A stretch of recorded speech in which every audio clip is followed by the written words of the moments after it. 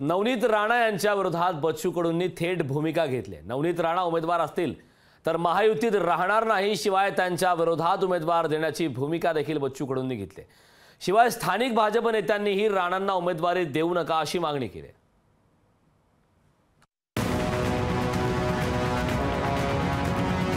बच्चू कडूंचा महायुतीत बंडाचा झेंडा, नवनीत राणांविरोधात उमेदवार देण्याची भूमिका, राणांऐवजी दुसरा उमेदवार देण्याची मागणी।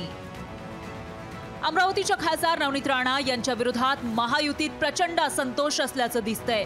अमरावतीत नवनीत राणा या उमेदवार म्हणून नकोच अशी भूमिका बच्चू कडूंनी मांडली।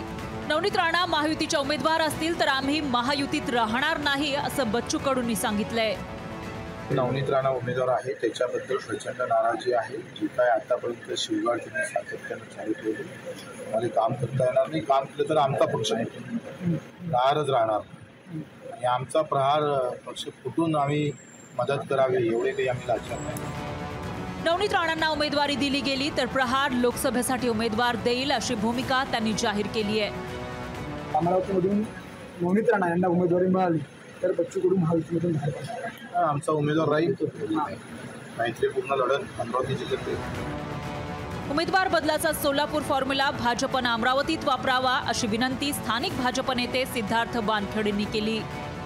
सोलापूरचे माननीय सिद्धेश्वर महाराजांचं जे जात पडताळणीच्या प्रश्नामुळे त्यांची सुद्धा उमेदवारी कॅन्सल झाली, अशाच प्रकारचा निर्णय अमरावतीत सुद्धा व्हावा आणि ते होण्याचे चान्सेस आहेत।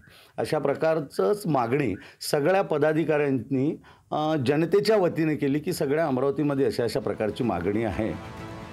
नवनीत राणा विरुद्ध महायुतीतले सगळे घटक पक्ष अशी परिस्थिती अमरावतीत झाली आहे। ही परिस्थिती पाहता नवनीत राणांना उमेदवारी मिळवण्यासाठी मोठा संघर्ष करावा लागण्याची चिन्ह आहेत। सूरज दहाट, लोकशाही मराठी, अमरावती। लोकशाही मराठी, ऐका, पहा, जागरूक रहा।